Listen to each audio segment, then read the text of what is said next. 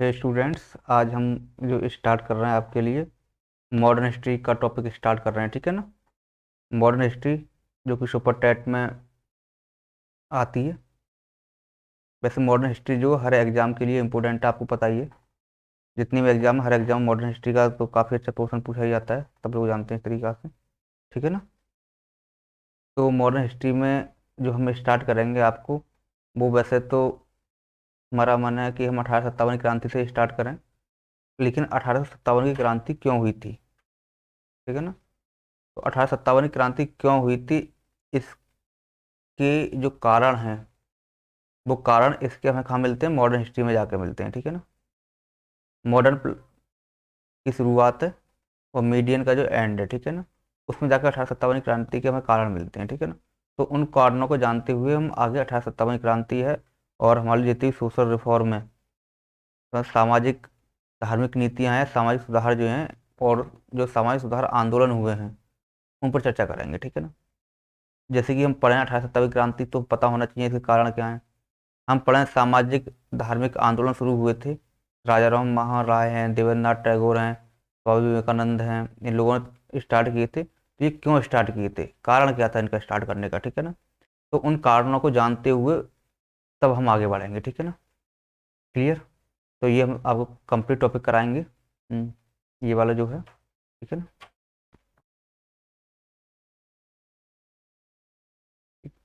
तो हम बढ़ते हैं आगे। तो देखो, एक चीज़ बताते हैं आपको, ध्यान से सुनो। आप लोगों ने मॉडर्न हिस्ट्री थोड़ी बहुत तो पढ़ी होगी। ठीक है ना। मॉडर्न हिस्ट्री आप लोगों ने पढ़ी होगी तो आप लोगों को पता होगा एक चीज़ यहाँ पे, कि देखो मॉडर्न हिस्ट्री में क्या है। जहाँ से अंग्रेजों ने सत्ता हासिल कर ली है, किस पर, हमारे इंडिया पे, वहीं से हमारी मॉडर्न हिस्ट्री स्टार्ट हुई है। ठीक है ना। क्लियर। जैसे कि हिस्ट्री को हमने तीन भागों में बांट रखा है, तो आपको पता है। एक एंशियंट, मतलब प्राचीन भारत, एक मीडियन भारत, और एक मॉडर्न भारत। ठीक है ना। तो एंशियंट भारत में क्या आता है, तो देखो एंशियंट भारत में वो चीज़ें आती हैं जहाँ भारत के लोग ही रहते थे, भारत के लोगों का ही शासन था, उसे एंशियंट हिस्ट्री बोलते हैं। जहाँ बाहर का कोई नहीं था। जब विदेशी लोगों ने आक्रमण करने स्टार्ट कर दिए, और विदेशी लोगों के आक्रमण करने के बाद भारत में मुगल शासन जब स्थापित हो जाता है, तो उस समय हमारी स्टार्ट हो जाती है मीडियन हिस्ट्री। ठीक है ना। अब इसके बाद जब मुगल शासन समाप्त होता है और अंग्रेज शासन स्टार्ट हो जाता है इंडिया पे, तो वो हमने लिया कि इसमें मॉडर्न हिस्ट्री में। ठीक है ना। तो मॉडर्न हिस्ट्री का मतलब क्या है, अंग्रेजों का इतिहास डालेंगे भारत में क्या रहा है। क्लियर। और हमारे जो जितने भी एग्जाम आ रहे हैं, उन सब में ना तो एंशियंट ज़्यादा पूछ रहे हैं, ना मीडियन ज़्यादा पूछ रहे हैं, और मॉडर्न का भी बह ज़्यादा पूछ रहे हैं हर जगह। कि जो हमारे स्वतंत्रता के समय जितने भी आंदोलन हुए थे, वो स्वतंत्रता आंदोलन प्लस सामाजिक धार्मिक आंदोलन जो हुए हैं, इनके लिए ज़्यादा पूछा जाता है। ठीक है ना। स्वतंत्रता प्राप्ति के लिए जो आंदोलन किए गए थे, या सामाजिक धार्मिक जो आंदोलन किए गए थे, यहाँ से क्वेश्चन सबसे ज़्यादा बनते हैं हमारे एग्जाम में। ठीक है ना। तो हम यही पढ़ेंगे, स्वतंत्रता प्राप्ति के लिए कौन कौन से आंदोलन हुए थे, और सामाजिक के लिए कौन कौन से आंदोलन हुए थे। ठीक है ना।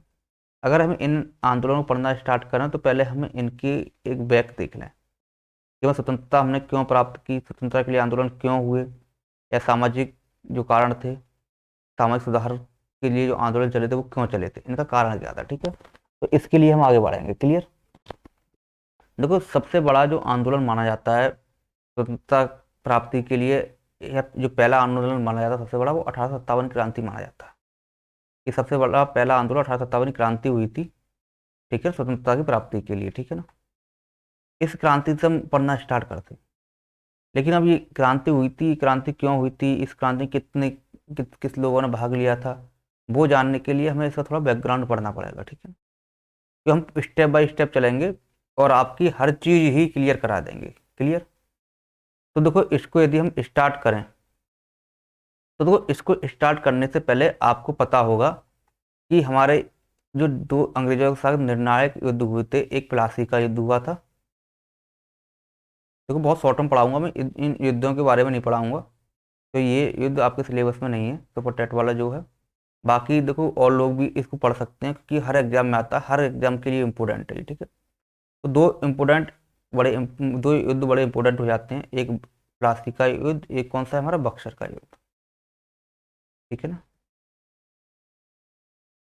प्लासी का युद्ध जो हुआ था वो अंग्रेजों पर बंगाल का जो नवाब था सिराजुद्दौला उसके बीच हुआ था, ठीक है ना। ठीक है। तो इस युद्ध के बाद क्या हुआ था कि इन्होंने सिराजुद्दौला को हरा दिया था और वो षड्यंत्र के द्वारा मारा गया था, ठीक है ना। उसके बाद अंग्रेजों ने अपना मनपसंद जो नवाब था मीर जाफर, तो मीर जाफर को क्या बना दिया, नवाब बना दिया था। मतलब क्या था, अगर और डिटेल में चलें तो थोड़ी डिटेल में तुम्हें और कैलकुलेट करा दूँ, ठीक है, शुरू से करा देता हूँ, 2 मिनट लगेंगे। देखो भारत समझो, भारत उस समय कैसा था, जब अंग्रेजों ने स्टार्ट किया था उस समय भारत कैसा था। तो देखो ये हमारा पूरा ये अखंड भारत था, ठीक है ना, जैसे आज भारत है। तो पूरे भारत पे जो राजा राज करता था वो था मुगल बादशाह।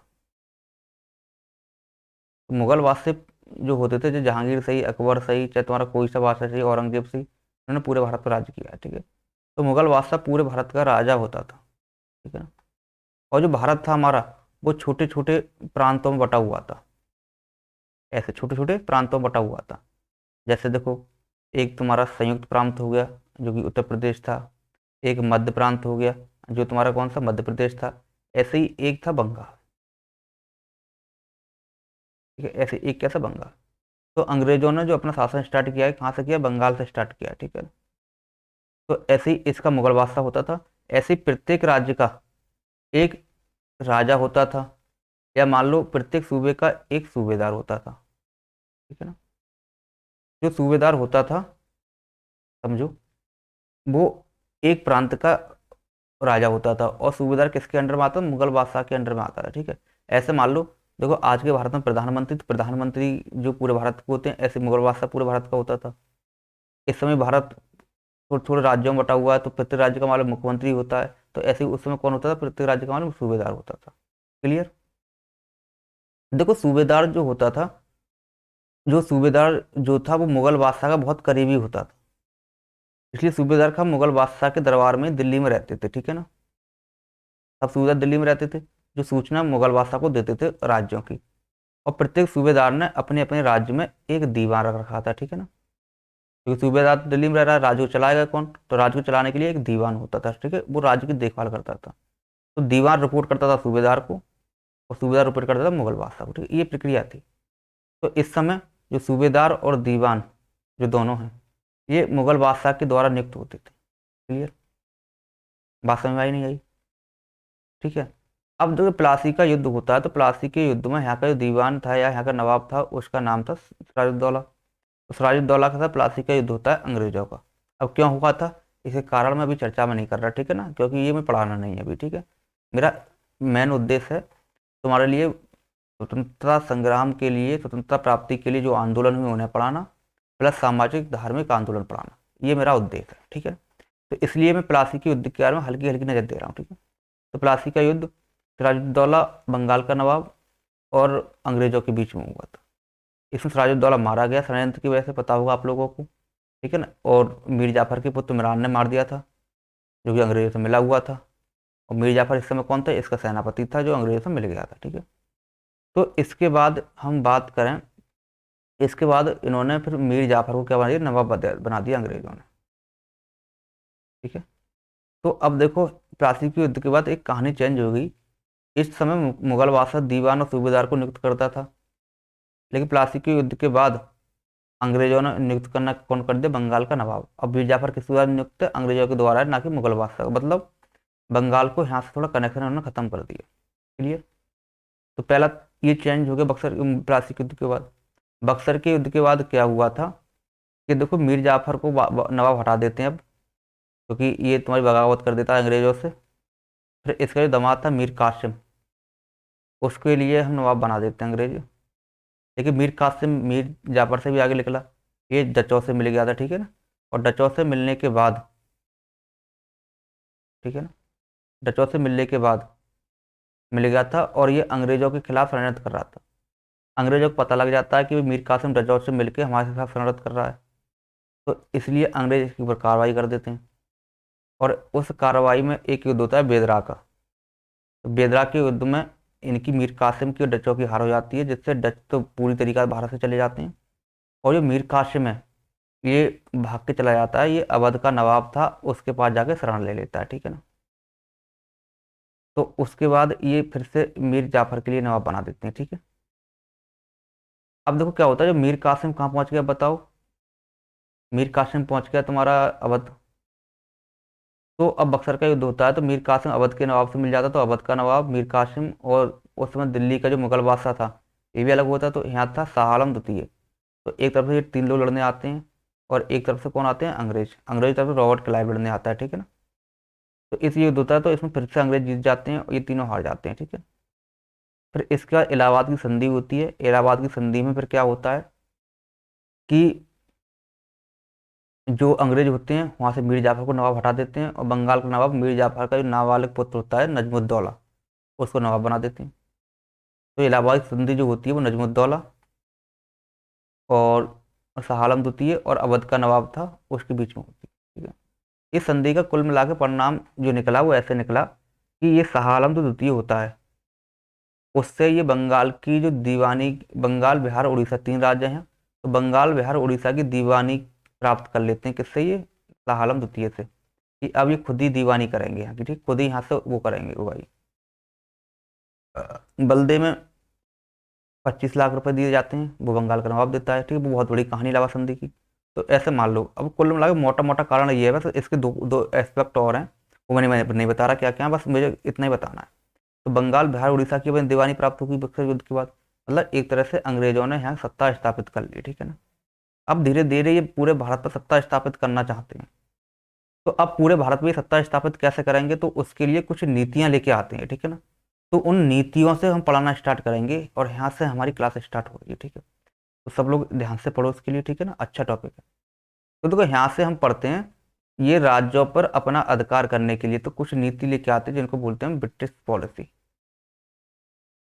ठीक है ना। ये कुछ ब्रिटिश पॉलिसी लेके आते हैं। ये तो कहते हैं हम सुधार कर रहे हैं, और ये सुधारों में क्या होगा, यहाँ किसानों का शोषण होगा, ठीक है ना। और जो राजनेता होंगे, जो यहाँ के नवाब होंगे, राजा होंगे, छोटे छोटे राजा होंगे, उनका भी शोषण होगा।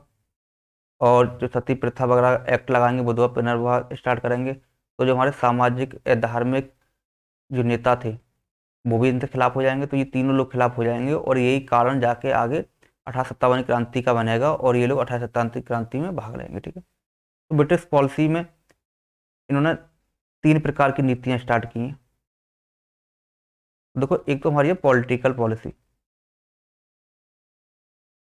पॉलिटिकल पॉलिसी, इसको बोलते हैं राजनैतिक नीति। एक तो ये स्टार्ट हुई राजनीतिक नीति, और एक इन्होंने एक नीति और चलाई थी, वो इन्होंने अर्थव्यवस्था में सुधार के लिए चलाई थी, इकोनॉमिक पॉलिसी,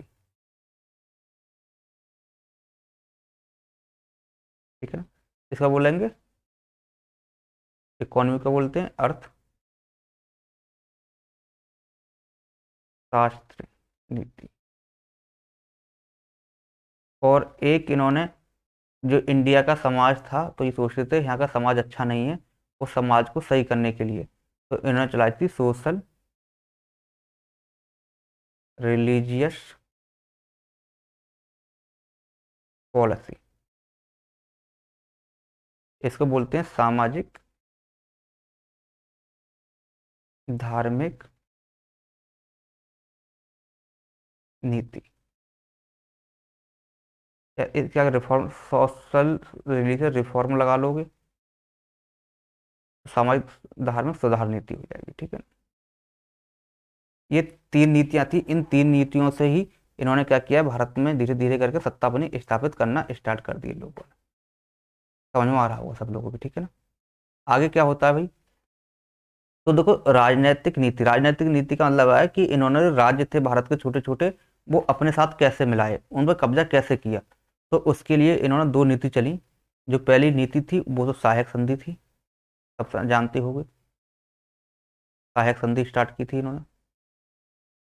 सहायक संधि को कौन, लॉर्ड वेलेजरी लेके आए थे। 1000 बार क्वेश्चन पूछा जाता है, इंपोर्टेंट क्वेश्चन है।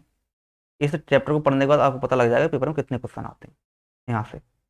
दूसरी हड़प्पा नीति, ये लॉर्ड डलहौजी लेके आए थे, ठीक है।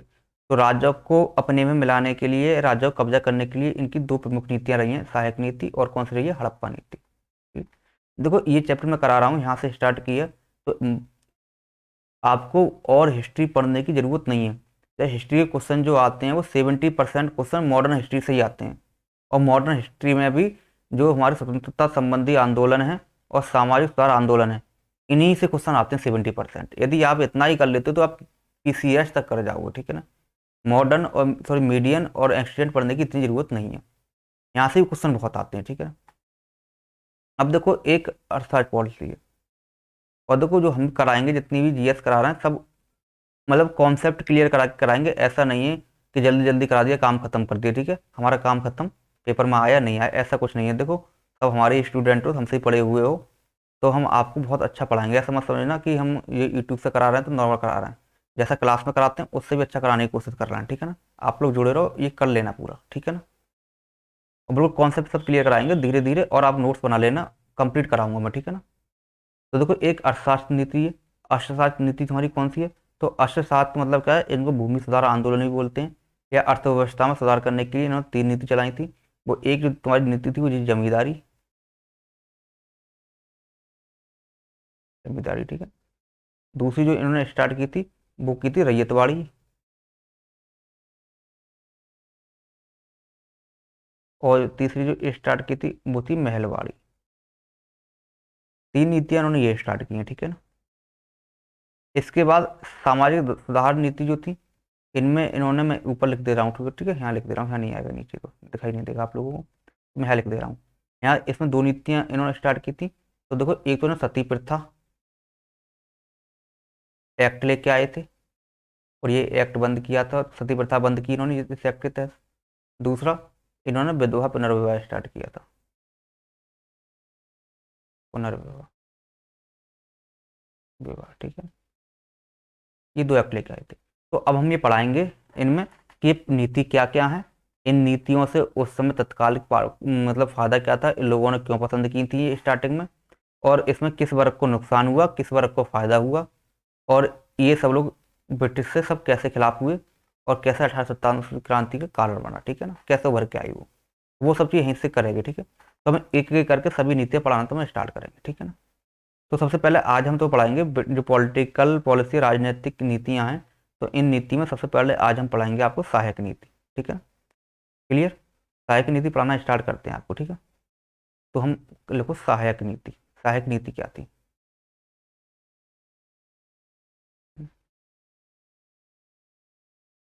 सहायक नीति, ठीक है ना। तो सहायक नीति का मतलब ये सहायता, ठीक है, सहायक नीति का मतलब क्या है, सहायता। तो देखो सहायक नीति क्या होती है, देखो ये दो या दो से अधिक राज्यों के बीच में एक समझौता है। सहायक नीति बोले तो, या इसको सहायक संधि बोल सकते हैं, सहायक संधि। तो संधि तो जानते हो हिंदी में पढ़ी हूँ, संधि का क्या, दो चीज़ों का मिलन। तो यहाँ भी मिलन हो रहा है, यहाँ मिलन किसके लिए हो रहा है, सहायता करने के लिए, इसलिए इसका नाम सहायक संधि है। तो इसमें मतलब क्या है, दो या दो से अधिक राज्य किन्हीं शर्तों के साथ या बिना शर्तों के एक दूसरे की सहायता करने के लिए आपस में एक पैचअप करते हैं, आपस में मिलते हैं, गठबंधन करते हैं, उसी को हम क्या कहते हैं, सहायक संधि कहते हैं, ठीक है। तो ये सहायक संधि इससे कहते हैं, ठीक है। यदि मैं बात करूं सहायक संधि जो हमारी आई थी, तो सहायक संधि हमारी स्टार्ट किसने की थी, सर्वप्रथम, ठीक है ना।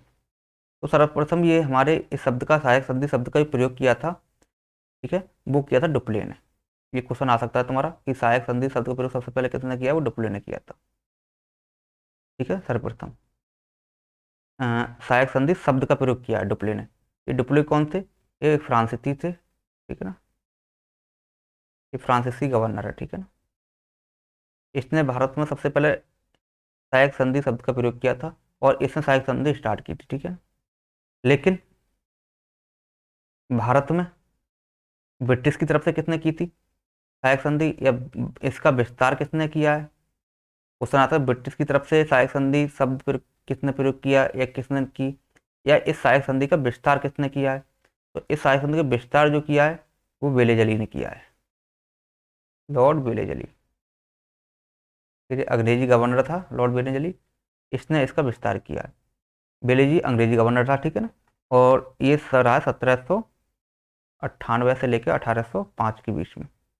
इन्होंने सहायक संधि का इंडिया में क्या किया है, प्रचार किया है, और इसके तहत राज्य भी जोड़े हैं, ठीक है। तो तुम्हारा क्वेश्चन आ सकता है कि सहायक संधि शब्द का प्रयोग डुप्लो ने किया और इसका विस्तार किसने किया है, बेलेजली ने किया है। क्लियर, बात समझ आ रही नहीं आ रही है, ठीक है ना। अब देखो अगली बात आती है कि सहायक संधि की आवश्यकता क्यों पड़ी। तो देखो सहायक संधि की आवश्यकता इसलिए पड़ी, देखो इस समय फ्रांस में क्रांति हुई थी। फ्रांस में क्या हुई थी, क्रांति हुई थी, और यहाँ के राजा नेपोलियन थे। तो नेपोलियन सबसे बड़े राजा उभर के आए और वहाँ क्रांति हुई थी और फ्रांस इसी समय आज़ाद हुआ था, ठीक है ना। देखो एक चीज बता दूं, आज़ाद किससे हुआ था, ये अंग्रेजों से ही हुआ था। ऐसे मान लो पूरा विश्व एक बार अंग्रेजों का गुलाम हो चुका है, हम अकेले नहीं है भाई, भारत में हम अकेले नहीं, अंग्रेजों के गुलाम थे, सभी रह चुके गुलाम, और सभी ही एक एक करके अंग्रेज से आज़ाद हुए हैं, ठीक है ना।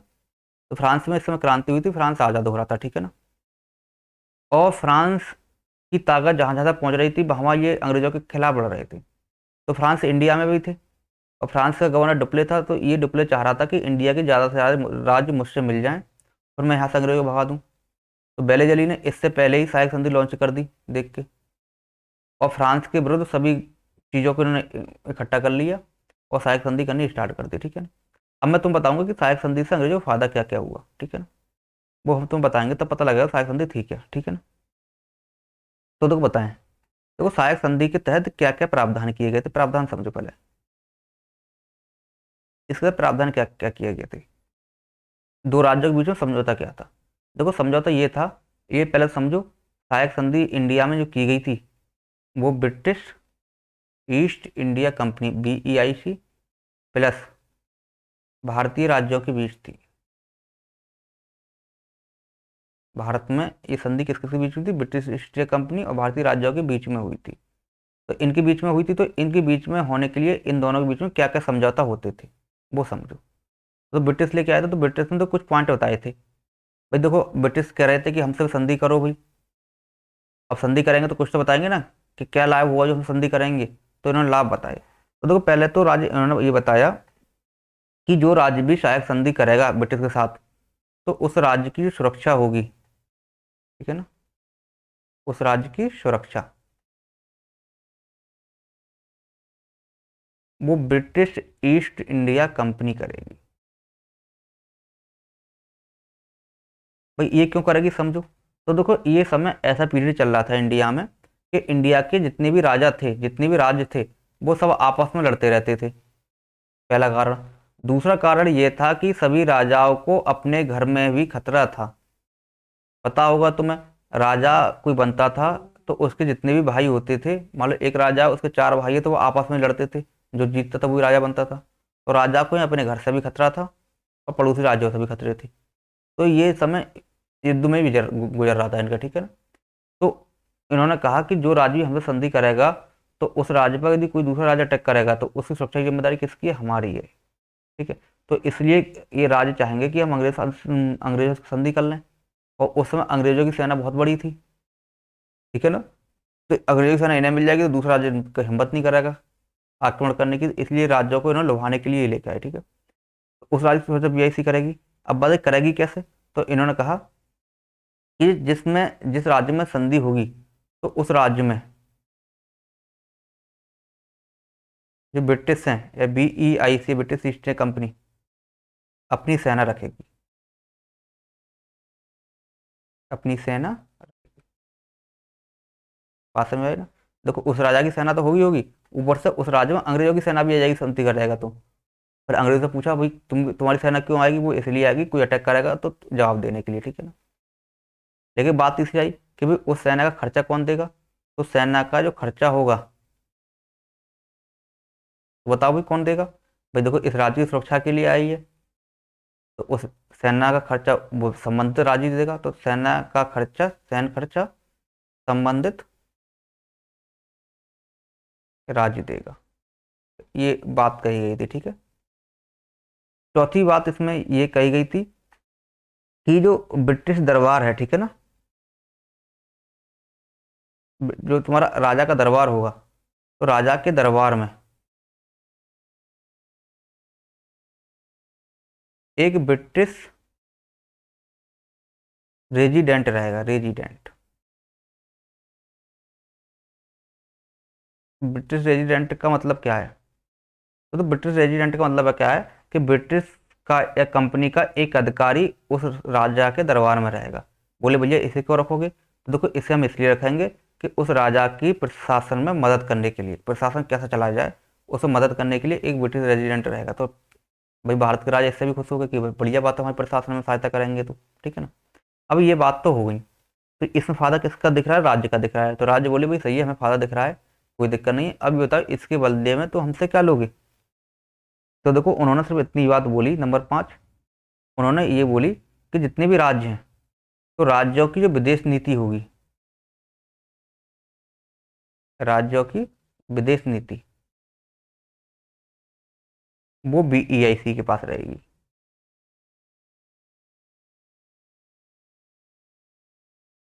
समझ आई ना? मतलब ऐसे मान लो ब्रिटिश ईस्ट इंडिया कंपनी और राज्यों के बीच में समझौता हो रहा है, तो राज्य कह रहे हैं भाई हम तुम सहायक संधि क्यों करें, बताओ क्यों सहायक संधि करें, क्या मिलेगा हमें? ब्रिटिश इंडिया कर रही है कि अगर तुम सहायक संधि करोगे तो तुम्हारी राज्य सुरक्षा हम करेंगे भाई। कोई आक्रमण करेगा तो समझ हमसे, तुम पे किसी ने आक्रमण कर दिया तो इसका मतलब क्या है, हम पे आक्रमण किया है, हम जवाब देंगे उसका। ठीक है। बोले, राज्य बोले कैसे करोगे? तुम तो बाहर आओगे, हमारा राज्य यहाँ पर है, जब तक तुम आओगे तब तक तो कोई आक्रमण कर देगा। तो बोले कोई दिक्कत नहीं, आपके राज्य में अपनी सेना रखेंगे हम, आपके राज्य में क्या रखेंगे, हम अपनी सेना रखेंगे। अगर बोले सही बात है भाई, लेकिन बोले सेना हम अपनी रखेंगे, लेकिन खर्चा कौन देगा? खर्चा तुम दोगे भाई। खर्चा कौन दे देगा? उसको संबंधित राज्य देगा भाई, तुम्हारी लिए रह रही है। तो राज्य बोले सही बात है, कोई दिक्कत नहीं, अपनी सेना का देते हैं हम, तुम्हारी का भी दे देंगे, हमारे काम के लिए रह रही है तो। दूसरा बात ये बोले कि देखो तुम्हारी सहायता के लिए हम तुम्हारे दरबार में एक रेजिडेंट रखेंगे, अपना एक अधिकारी रखेंगे, वो तुम्हारी सहायता करेगा कि तुम्हारे राज्य की तरक्की कैसे की जाए। भारतीय राज्य बोले ये भी बढ़िया बात है, कोई दिक्कत नहीं है। तो भारतीय राज्य बोले भाई एक चीज बताओ भाई, हमें क्या मिलेगा, हमें क्या देना पड़ेगा इसके बदले में? बोले तुम कुछ मन दो यार, तुम तो सिर्फ अपनी विदेश नीति दे दो, बाकी काम हम देख लेंगे। तो अब भारतीय राज्य इतने पढ़े लिखे कहाँ होते हैं? बोले विदेश नीति कहाँ, हम विदेश घूमने जा रहे हैं। बोले ले लो, कोई दिक्कत नहीं, तो हमारे कुछ काम की पीना है, ठीक है। तो उन्होंने विदेश नीति किसी से दे दी। अब विदेश नीति का मतलब क्या है? देखो विदेश नीति का मतलब ये था कि अब जो राज्य सहायक संधि कर लेगा तो उसकी विदेश नीति उसके पास आ जाएगी, ब्रिटिश के पास। इसका मतलब है कि वो राज्य किसी भी विदेशी देश से बात नहीं कर सकता, ठीक है ना। क्योंकि देखो अंग्रेजों को यहाँ जो डर था वो फ्रांस से था कि फ्रांस से कोई राज्य मिल नहीं जाए, फ्रांस से साथ कोई राज्य मिल नहीं जाए। अगर फ्रांस से कोई राज्य मिल गया तो फ्रांस से इन्हें हथियार मिल जाएंगे और चीज़ें मिल जाएंगी। जैसे उस समय टीपू सुल्तान मिल गया था, टीपू सुल्तान को फ्रांसीसी हथियार मिल गए थे ना, तो उन्होंने उसके खिलाफ लड़े थे। तो इसलिए फ्रांसीसी लोग और किसी से मिलकर हथियार ना दे दें, इसलिए इन्होंने विदेश नीति लाई थी, ठीक है ना। क्लियर? तो बोले तुम किसी समझौता नहीं करोगे, तो अंग्रेजों का डर खत्म हो गया कि अब ये किसी राज्य किसी विदेशी से समझौता नहीं कर सकते, फ्रांस के पास नहीं जा सकते, किसी से बात नहीं कर सकते। अब किसी बाहर के देश से बात करनी पड़ेगी तो हम करेंगे, ठीक है, ये चलेगी। दूसरी बात, ये संबंधित राज्य किसी पर आक्रमण नहीं कर सकते भाई। वो के लिए हम कहेंगे तभी आक्रमण करोगे, वैसा आक्रमण नहीं करोगे। तुम पे कोई आक्रमण कर रहा है तो उसका जवाब हम देंगे। दूसरी बात, ये किसी भी दुश्मन देश, किसी भी दूसरे राज्य को बिना कंपनी के अलावा अपने यहाँ शरण नहीं दे सकते। मान लो यहाँ ब्रिटिश कंपनी ने इस पर आक्रमण किया और ये भाग के इस राज्य के पास आ गया, तो ये इसको शरण नहीं दे सकते, ठीक है ना, अगर इन्होंने संधि कर रखी है तो। दूसरा, ये किसी भी राज्य से समझौता भी नहीं कर सकते, समझौता भी कौन करेंगे? ब्रिटिश ही करेंगे, ठीक है। तो ये सब चीज ब्रिटिश ने ले ली अपने हाथ में, ठीक है। तो ये तो हो गया फायदा। अब देखो इसका लॉन्ग टर्म क्या हुआ, कंपनी को क्या फायदा हुआ? अब देखो कंपनी को फायदा ये होगा, पहली बात तो ये कि ब्रिटिश की तो बहुत बड़ी सेना थी, तो ब्रिटिश लोग सोचते थे यार इसका खर्चा कहाँ से निकले, से कहाँ रखें। तो ब्रिटिश ने ऐसे ही सहायक संधि करके विभिन्न राज्यों में थोड़ी थोड़ी सेना रख दी, जिससे उसका सेना का खर्च बच गया, ठीक है ना। दूसरी बात ये, वहां अपना एक रेजिडेंट रख दिया, जिससे कि वहां की अंदर की खबर मिलती रही ब्रिटिश कंपनी के लिए। दूसरी चीज, विदेश की नीति तो वहीं ले ली पूरी पूरी इन्होंने, ठीक है ना। क्लियर? अब देखो आगे होगा क्या, जितने भी राज्य इससे संधि कर लेंगे, तो बाद में ऐसा होगा जैसे मान लो ये राज्य ने संधि कर ली, तो अब देखो इस राज्य की ताकत बढ़ गई, तो पड़ोसी राज्य का सोचेगा यार इसकी ताकत बढ़ गई, हो सकता है ये कहीं मुझ पर आक्रमण कर सकते हो, मैं अकेला पड़ गया तो जीत जाएंगे। तो इसने संधि कर ली, तो बोला हम भी संधि कर लें, तो इसने भी कर ली। फिर इसके पड़ोसी ने डर की वजह संधि कर ली, फिर इसने भी कर ली संधि, फिर इसने संधि, फिर एक साथ पूरे ग्रुप ने संधि कर ली। अब बताओ, अब इनका आपस में आक्रमण होगा नहीं होगा, क्योंकि ये ब्रिटिश का, ये भी ब्रिटिश का राज्य होगा, ये भी ब्रिटिश का, तो इनका कभी लड़ाई तो आपस में होगी नहीं। जब इनकी कभी लड़ाई आपस में नहीं होगी, बात समझ रहे हो नहीं समझ रहे हो, तो अब ये राजा लोग परेशान हो गए कि भाई लड़ाई तो हो नहीं रही है, सेना हमारे रख दी है, खर्चा हम दे रहे हैं उल्टा इनका। तो राजा लोग परेशान हो जाएंगे खर्चा देते देते, तो कहेंगे भाई अपनी सेना बाहर निकाल लो यहाँ से। जैसे सेना बाहर निकालने को कहेंगे तो इनकी जो सेना, अंग्रेजों की सेना यहाँ रख रही है, उसी सेना से ये उस राजा पे आक्रमण कर देंगे और उसको कब्जा कर लेंगे। या मान लो कोई राजा ब्रिटिश के खिलाफ षड्यंत्र रचेगा, तो यह सेना पहले से ही रह रही है और रेजिडेंट को जानकारी मिली जाएगी, तो उसको वहीं से कब्जा कर लेंगे। ठीक है, तो ऐसे ही इन्होंने अन्य राज्यों पर कब्जा करने स्टार्ट कर दिया। ठीक है, ये इनकी चालाकी थी। ठीक है, अब देखो बात आती है, ये तो सवाल समझ जाओगे। देखो ये तुम्हारा क्वेश्चन मुझे उम्मीद है वनडे एग्जाम में नहीं पूछा जाएगा प्रावधान से संबंधित। ठीक है ना, ये तो यूपीएससी या पीसीएस लेवल का है। ठीक है ना, इससे पहले अब देखो क्वेश्चन इसके बाद आता है कि सहायक संधि जो की थी वो किन किन राज्यों ने की थी। ठीक है ना, तो एक यहाँ पढ़ेंगे सहायक संधि स्वीकार करने वाले राज्य। सहायक संधि स्वीकार करने वाले कौन कौन से राज्य थे, तो इन राज्यों में सबसे पहले जो नाम आता है वो हैदराबाद का आता है। सबसे पहले ये हैदराबाद इसमें शामिल हुआ था 1798 में। ये बड़ा इंपॉर्टेंट क्वेश्चन है, देखो तुम्हें वनडे एग्जाम में जा रहे हो तो ये इंपॉर्टेंट है। बस क्वेश्चन आता है सहायक संधि स्वीकार करने वाला पहला राज्य कौन था, तो वो हैदराबाद था। ठीक है, बाकी तुम्हें कुछ याद नहीं करना है, यही राज्य याद करना है। ठीक है, बस तुम जानकारी के लिए और राज्यों के भी नाम लिखवा दे रहा हूँ मैं। दूसरा राज्य मैसूर था, जिसने सहायक संधि स्वीकार की थी, ये 1799 में की है इसने। तीसरा राज्य जो था वो अवध था, अवध ने सहायक संधि कब स्वीकार की, 1801 में। चौथा राज्य तुम्हारा घोंसले था, इसने की है 1803 में। और जो पांचवा राज्य हमारा है, हाँ, एक राज्य इसमें और रह गया, ये चौथा राज्य, ये पांचवा कर लेना। एक तीसरा राज्य और रह गया, हाँ लिखो तीसरा राज्य, एक तंजौर और रह गया। ठीक है, तंजौर ने भी 1799 में की थी। ठीक है, तो चार पाँच, पाँच हो गए, एक छठा राज्य और लिख लेना, वो था सिंधिया। सिंधिया ने 1804 में की थी। ठीक है, तो इतने राज्यों ने सहायक संधि स्वीकार की थी। ठीक है, अब इससे क्वेश्चन कैसे कैसे बनेगा, तो पहला क्वेश्चन तो यही बनता है कि सबसे पहले सहायक संधि किसने स्वीकार की थी, वो हैदराबाद ने की थी क्वेश्चन। ठीक है ना, बस।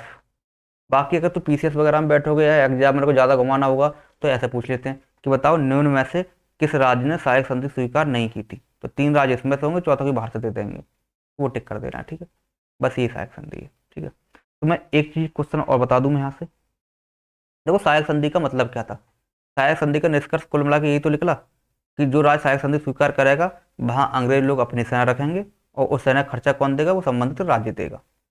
बस ये सहायक संधि का अर्थ निकला। ठीक है ना, एक क्वेश्चन आता है कि सहायक संधि तो 1798 में स्टार्ट हुई है, लेकिन इससे पहले भी अंग्रेजों ने सबसे पहले अपनी सेना किस राज्य में रखी थी, तो देखो वो रखी थी अवध में, इससे पहले भी। तुम्हें पता होगा जब इलाहाबाद की संधि हुई थी, मैंने तो बताया था, तो इलाहाबाद की संधि क्यों हुई थी, ये जो युद्ध हुआ था, कौन सा वाला युद्ध हुआ था भाई, बक्सर युद्ध हुआ था, तो बक्सर युद्ध के बाद हुई थी। तो बक्सर युद्ध बताया था मैंने, ये अवध का नवाब और शाह आलम द्वितीय और जो तुम्हारा था मीर जाफर, इनके बीच में लड़ा गया था। ठीक है ना, तो जो इलाहाबाद संधि हुई थी, तो उससे तो हो गई, सुल्तान से संधि इनकी हो गई। ठीक है, सुल्तान से सॉरी शाह आलम से संधि इनकी हो गई। शाह आलम से तो इन्होंने बंगाल बिहार उड़ीसा की दीवानी ले ली और उनको 25 लाख रुपए दे दिए। क्लियर। अब अवध के नवाब से भी संधि इनकी होती है। अब अवध के नवाब संधि कैसी होती है, अवध के नवाब संधि इनकी ऐसी हुई थी, इन्होंने क्या किया था, जो इलाहाबाद और कड़ा का इलाका था वो तो दे दिया, मुगल बादशाह को दिलवा दिया इन्होंने। दूसरी अवध में, जो अवध राज्य था, तो अवध राज्य में इन्होंने अपनी सेना रख दी। सेना को रख दी इन्होंने, अंग्रेजों ने कहा भाई देखो तुम युद्ध में क्यों आए, तुमसे तुम्हारा कोई मतलब ही नहीं था, मतलब तो हमारा उससे था बंगाल नवाब, तुम क्यों आए। बोले तुम देखो ये आगे भी आ सकते हो, तुम्हारा को बस हमें तुम्हारा को भरोसा नहीं है, इसलिए अपनी सेना हम तुम्हारा अवध में रख दे रहे हैं, ये सेना तुम पर नजर रखेगी, यदि तुम हमारे साथ षड्यंत्र करोगे तो ये सेना तुरंत कर लेगी। ठीक है, तो ये संधि तो बाद में आई है, लेकिन इलाहाबाद की संधि जब भी हुई थी उसी समय अवध में सेना इन्होंने रख दी थी। तो क्वेश्चन आता है सहायक संधि से पहले ही अंग्रेजों ने किस राज्य में सेना रखी थी, वो रखी थी अवध में। और सहायक संधि के बाद सबसे पहले किस राज्य में सेना रखी गई, या सहायक संधि स्वीकार करने वाला पहला राज्य कौन सा, वो होता है हैदराबाद। इतने क्वेश्चन आएंगे, ठीक है, समझ में आ गया वो, ठीक है। अब देखो सहायक संधि के बाद एक दूसरी जो नीति है वो है हड़प नीति। हड़प नीति क्या है, ठीक है, हड़प नीति, इसके तहत भी राज्य भी हमारे यहाँ मिलाए गए थे, ठीक है ना। देखो इन क्वेश्चनों को आपको पढ़ना है अच्छे से, मुझे समझ में आ रहा, आपको समझ में आ रहा होगा, ठीक है ना। अगर समझ में आ रहा हो तो बताना जरूर, ठीक है, तो आगे क्लास में हम इससे कंटिन्यू करेंगे, ठीक है। अब देखो एक हड़प नीति थी। अब हड़प नीति क्या है, तो देखो हड़प नीति जो स्टार्ट की थी वो डलहौजी ने की थी। लॉर्ड डलहौजी थे। डलहौजी का नाम तो बड़ा फेमस है, सुना होगा आपने। देखो ये डलहौजी हिल स्टेशन भी बताओ, डलहौजी हिल स्टेशन कहाँ है, शिमला में है डलहौजी हिल स्टेशन, कई बार है। और एक डलहौजी पॉइंट कहाँ पर है, ये गंगा सागर में है, ठीक है ना। ये डलहौजी हिल पॉइंट भी, ठीक है, इसी डलहौजी ने हड़प नीति स्टार्ट की थी, ठीक है ना। और इसकी जो शुरुआत हुई है ये हुई है 1848 से 1856 तक रही है। अगर डलहौजी यहाँ तक रहा है तो यहीं तक हड़प नीति चली है, ठीक है, 4 साल, ठीक है ना। हड़प नीति का मतलब क्या था, ठीक है, तो देखो हड़प नीति का तो मैं बताऊंगा मैं। देखो भारत में एक पहले प्रथा प्रचलन थी कि देखो जितने भी इंडिया में राजा होते थे, ठीक है ना, तो वो अगर उनकी संतान नहीं होती थी तो संतान के लिए गोद ले लेते थे, जिससे कि उन्हें अपने वंश को चलाने वाले व्यक्ति मिल जाए या फिर आगे राजा बन जाए। तो पता है इंडिया में प्रथा थी कि राजा का बेटा राजा ही बनेगा। अगर कोई राजा का बेटा ही नहीं है, राजा की कोई औलाद ही नहीं है, तो राजा कौन बनाएगा, तो इसलिए राजा किसी व्यक्ति को गोद ले लेते थे और वो राजा बन जाता था। ये प्रथा प्रचलित थी, ठीक है ना, क्लियर। अब देखो उस समय युद्ध बहुत होते थे, यहाँ से वहाँ लड़ाई हो रही है, वहाँ से यहाँ लड़ाई हो रही है, बात समझ में आई नहीं आई। तो उस समय बहुत लोग मारे जाते थे। तो उस समय जो एवरेज एज थी वो भी 21 साल ही थी, करीब 21-22 साल, 21-22 साल आदमी जीता था। उससे पहले युद्ध में कहीं ना कहीं मर जाता था, ठीक है ना। तो अब राजाओं की शादी या लोगों की शादी भी इस हिसाब से करीब 10-11 साल की एज में हो जाती थी। तो 21 साल में मर जाकर पहले शादी कर देंगे, तो इतनी साल की उम्र में भाई समझ रहे हो ना, संतान कहाँ से होगी। संतान मैक्सिमम राजाओं की नहीं होती थी, ये गोद लेते थे कहीं ना कहीं से, ठीक है ना। तो इन्होंने यही, तो उस समय राजा गोद लेते थे जिससे उन्हें वंश मिल जाता और आगे राजा बन जाता, ठीक है। तो डलहौजी एक नया प्लान लेके आया, ये यही लेके आया कि देखो अब भाई कोई भी राजा की यदि संतान नहीं है तो किसी भी व्यक्ति को गोद नहीं ले सकता। यदि उसे गोद लेना है तो पहले कंपनी से पूछेगा। यदि कंपनी बोल रही है, कंपनी कह रही है कि गोद ले लो तो ले सकते हो, नहीं है तो नहीं। ये ज़्यादातर किन राज्यों में लागू हुई थी, ये जितने राज्य तुम्हारे सहायक संधि के तहत या अन्य तरीका के तहत ब्रिटिश साम्राज्य में मिलाए गए थे। तो सहायक संधि के साथ कोई राज्य मिला लिया मान लो, तो उस ब्रिटिश का भी कब्जा है। अब इसका राजा मर गया तो शासन कौन करेगा, तो ये गोद ले लेते थे। बोला तुम गोद नहीं लोगे, अगर कोई राजा बन जाएगा तो उसका शासन हमारे अंडर आ जाएगा सीधा सीधा। तो जितने भी सहायक संधि से राज्य शामिल हुए थे या अन्य तरीके से शामिल हुए थे उनके लिए बात थी ये, ठीक है ना। तो इन्होंने क्या किया, डलहौजी ने जो गोद लेने की परंपरा परंपरा थी उसको खत्म कर दिया। तो अपनी इतनी कर दी, गोद लेने की परंपरा या संकल्पना को समाप्त कर दिया, ठीक है ना, कि कोई भी राजा किसी को गोद नहीं लेगा। यदि किसी राजा की औलाद नहीं है तो किसी गोद नहीं ले सकता, ठीक है, समाप्त कर दी थी। और जिस अब क्या होता है, जिन राजा के बच्चे नहीं है वो राज किस में मिलता चला गया, अंग्रेजों का होता चला गया। तो इसी को बोली हड़प नीति, राज हड़प लिया, ठीक है ना, क्लियर। अब भाई अब क्वेश्चन आता है कि कौन कौन से राज शामिल हुए। तो जो हड़प नीति के तहत राज्य शामिल हुए उनके नाम लिख लो। हड़प नीति के साथ, हड़प नीति के द्वारा शामिल राज्य या सम्मिलित राज्य कौन से, ठीक है। तो दोनों में देखो पहला राज्य का नाम तो तुम हर किसी में याद करना। तो पहला राज्य जो यहाँ पर था वो था सतारा। सतारा हमारा कहाँ है, ये महाराष्ट्र में है, ठीक है। और इसको कब शामिल किया गया था, तुम्हारा 1848 में। तो यही तुम्हारा इंपोर्टेंट है, सब ज्यादा था, ठीक है ना। वनडे एग्जाम के लिए ये इंपोर्टेंट है कि हड़प नीति के तहत पहला राज्य कौन सा मिलाया गया था, वो सतारा मिलाया गया था। और सहायक संधि के तहत पहला राज्य कौन सा मिलाया गया था, हैदराबाद। ये दो क्वेश्चन तुम्हें याद करने हैं, ठीक है। दूसरा राज्य तुम्हारा वो है, ये जयपुर था। ये जयपुर तुम्हारा महाराष्ट्र वाला, वो राजस्थान वाला नहीं, ये महाराष्ट्र वाला है, इसे भी 1849 में शामिल किया गया था, ठीक है। ये राज्यों के नाम समझ लेना। तीसरा संबलपुर था, ये भी 1849 में शामिल हुआ संबलपुर भी। और चौथा राज्य तुम्हारा झांसी था। संबलपुर तुम्हारा उड़ीसा में, ठीक है, ये उड़ीसा में, अगर तो पूछो तो ये उड़ीसा में। झांसी था, झांसी तो तुम्हें यूपी में पता ही, यूपी में ये। और ये तुम्हारा कब हुआ झांसी? 1853 में शामिल हुआ है। और नंबर 5 एक नागपुर शामिल हुआ है। काफी राज्य शामिल हुए हैं, ठीक है। तो मैं सभी राज्यों के नाम नहीं लिखवा रहा, तुम्हें याद भी नहीं करने हैं, ठीक है, सभी राज्यों के नाम याद नहीं करने। बस जो मैं बता रहा हूँ वो याद कर लेना तुम। ये तो पहला राज्य सतारा याद कर लोगे, एक संबलपुर कर लेना याद, फिर एक झांसी कर लेना, बस 3 राज्य। नागपुर कर लेना, कितने? 4। इसका एक दो और है, उनका नाम नहीं लिखवा रहा मैं, जो इंपोर्टेंट है उसी लिखवा दे रहा हूँ, ठीक है। एक छठा तुम्हारा था अवध। बेचारा अवध के साथ बहुत नाइंसाफी हुई है, अवध से स्टार्टिंग की सेना रखना। अवध से सहायक संधि भी कर ली, और अब अवध को बाद में इन्होंने हड़प भी लिया।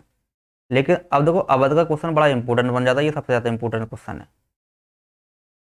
कि अवध हड़प नीति के तहत कैसे शामिल हुआ। देखो अवध के नवाब के तो बेटा भी था, फिर भी हड़प लिया राज्य। तो ये क्यों हड़पा था? देखो, तो ये हड़पा है तुम्हारा 1856 में, और ये हड़पा था तुम्हारा कुशासन के आधार पर, कुशासन का आरोप लगाकर। बताऊंगा कुशासन का आरोप का मतलब क्या है। देखो ये राज तो इन्होंने ऐसे कि जो राजा थे जिनकी संतान नहीं थी वो डायरेक्ट ब्रिटिश के अंदर चले गए थे राज्य तो। लेकिन अवध के राजा की संतान थी, तब भी ये ब्रिटिश ने हड़प लिया। कैसे?